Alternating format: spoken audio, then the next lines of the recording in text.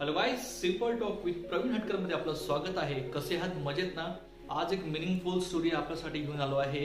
तत्पूर्वी एक शेर, आप जैसे सोचोगे मैं वैसी बन जाऊंगी, आप जैसे सोचोगे मैं वैसी बन जाऊंगी, मैं तो मिट्टी हूँ हर साचे में ढल जाऊंगी, मैं तो मिट्टी हूँ हर साचे में ढल जाऊंगी।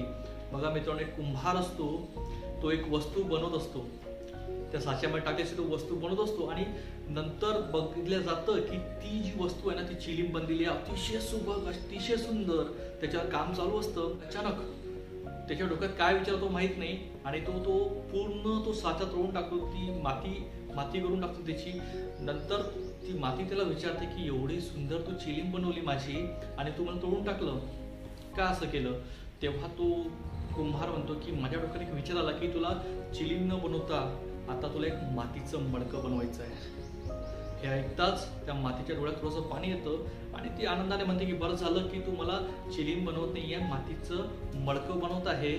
जर चिलीम बनवली असती तर मी स्वतःही आयुष्यभर जळली असती आणि दुसऱ्यांनाही आयुष्यभर जाळलं असतं। बरं झालं तू मला मातीचं मडकं बनवत आहे, जेणेकरून मी आता प्रत्येकाला माझ्यातून थंड पाणी देईल आणि त्यांचा आत्मा तृप्त करेल।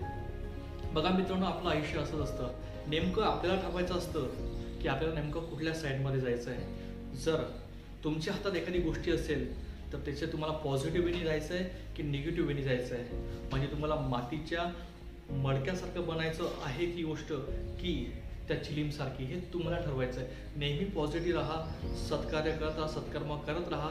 जितकं तुम्ही पॉझिटिव्ह वेने राहाल तितकंच पॉझिटिव्ह एनर्जी जनरेट होणार, इतरांनाही मदत होणार।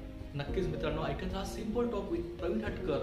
ही स्टोरी तुम्हाला कशी वाटली मला कमेंट बॉक्समध्ये कळवा आणि तुमच्याकडे काही स्टोरी असेल ना, नक्कीच मला सुचवा, जेणेकरून मी ह्या माध्यमातून आपल्यासमोर प्रेझेंट करेल।